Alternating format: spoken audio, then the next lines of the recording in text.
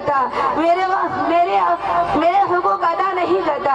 अमीरुल मोमिनीन को बहुत गुस्सा आया कि कैसा नालायक लड़का है, वह अपने बाप की नाफरमानी करता है। आपने उस लड़के को बुलवाया ताकि सरजनिश करे। लड़का आया तो हज़रत उमर फारूक रज़ियल्लाहु ताला अन्हु ने नाराजगी के अंदाज में नाफरमानी की वजह पूछी कि कैसे लड़के हो, वह आपकी नाफरमानी करते हो, तुम्हें सजा मिलनी चाहिए।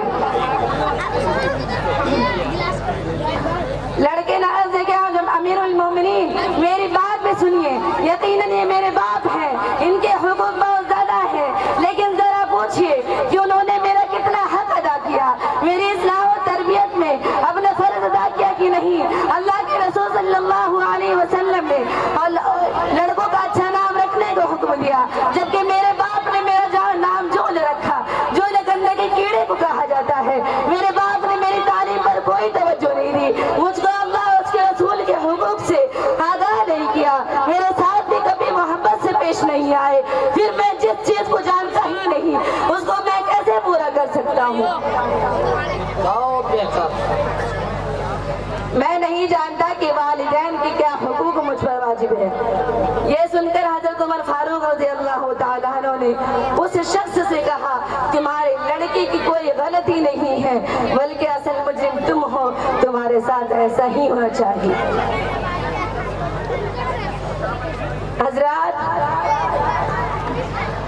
जरा गौर कीजिए, वो माँ बाप जिनके अपनी औलाद की तरबियत की कोई फिक्र नहीं है, न उनकी नमाज की फिक्र है, न तहजीब की फिक्र है, न अखलाक की फिक्र है।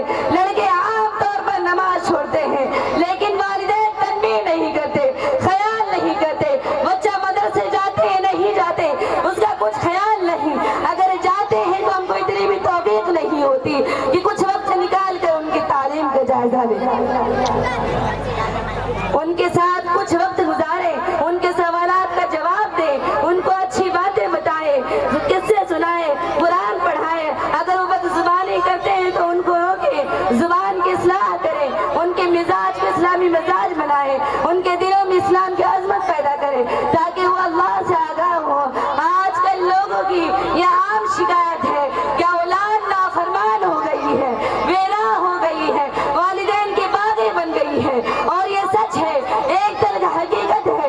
लेकिन ये खराबियां क्यों पैदा हुई, ये किसकी गफलत का नतीजा है, किनकी कोताहियों का थमरा है। सुनिए, इस बिगड़ने में सबसे बड़ा हाथ वालिदैन का है। बच्चे तो बच्चे थे, जब बिगड़ रहे थे, गालियां दे रहे थे, नमाज छोड़ रहे थे, पढ़ने से भाग रहे थे, लेकिन वालिदैन ने प्यार की वजह से कुछ नहीं कहा, या फिर उनको मौका ही नहीं था कि कुछ ख्याल करें। कभी किसी की शिकायत पर तनबीह कर दी, और ना वो भी नहीं।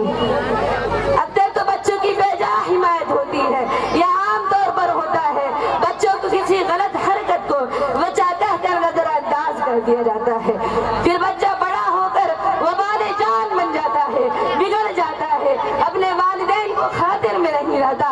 तो फिक्र पैदा हुई इस्लाह की।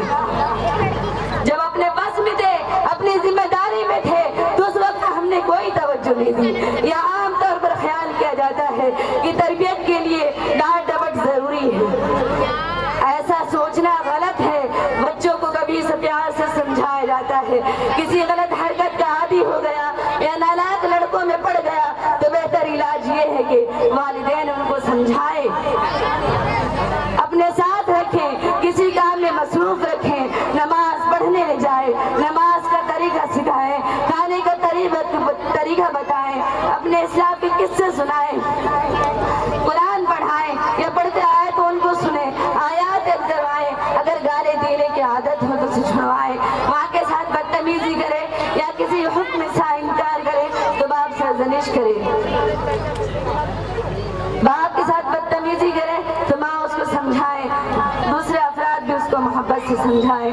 जब बच्चों की अच्छी तरबियत होगी और अच्छा माशरा वजूद में आएगा। जिस तरह कमरे में मौजूद छोटे छोटे सुराख सूरज की होने की गवाही देते हैं, जिस तरह कमरे में मौजूद छोटे छोटे सुराख की सूरज के होने की गवाही देते हैं, उसी तरह इंसान की छोटी छोटी बातें उसकी तरबियत और अखलाक की पहचान करा देती हैं।